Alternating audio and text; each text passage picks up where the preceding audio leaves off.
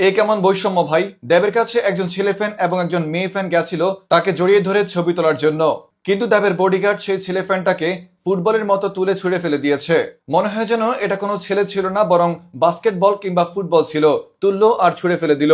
অথচ সেই বডিগার্ড মেয়ে ফ্যানগুলোকে সসম্মানে দেবকে জড়িয়ে ধরার সুযোগ করে দিয়েছে। ছেলেদের সাথে এই কেমন বৈষম্য ভাই? আজকাল ছেলেরা কোথাও নিরাপদ নয়। এই ভিডিওটি তার আসল প্রমাণ। বিশেষজ্ঞরা ধারণা করছেন, ছেলেদের সাথে এরকম বৈষম্য করতে থাকলে শীঘ্রই শাহবাগে ছেলেরা ছেলেদের সম অধিকার চাওয়া নিয়ে আন্দোলন করতে পারে।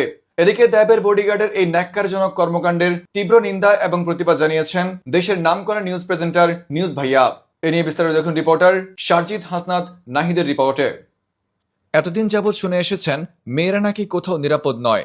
আজকে আমি আপনাদের প্রমাণ করে দিব মেয়েরা নয়, বিষয়টা ছেলেদের। আজকাল ছেলেরা কোথাও নিরাপদ নয়। দেখেন, এই ভিডিওটাই তার আসল প্রমাণ। দেবের একজন ছেলে ফ্যান এবং দুজন মেয়ে ফ্যান তার সাথে দেখা করতে গিয়েছিল, তাকে জড়িয়ে ধরতে গিয়েছিল, তার সাথে ছবি তুলতে গিয়েছিল। কিন্তু আফসোস, দেবের পাশে থাকা বডিগার্ড দেবের সেই ছেলে ফ্যানটাকে জড়িয়ে ধরলো, তারপর তুললো, এরপর ছুঁড়ে ফেলে দিল। মনে হয় যেন দেবের বডিগার্ড বাস্কেটবল খেলছে। মানুষ ডাস্টবিনে ময়লার পলিথিন ফেলার সময়ও সফট ভাবে ফেলে, যেন সেই পলিথিনের কিছু না হয়।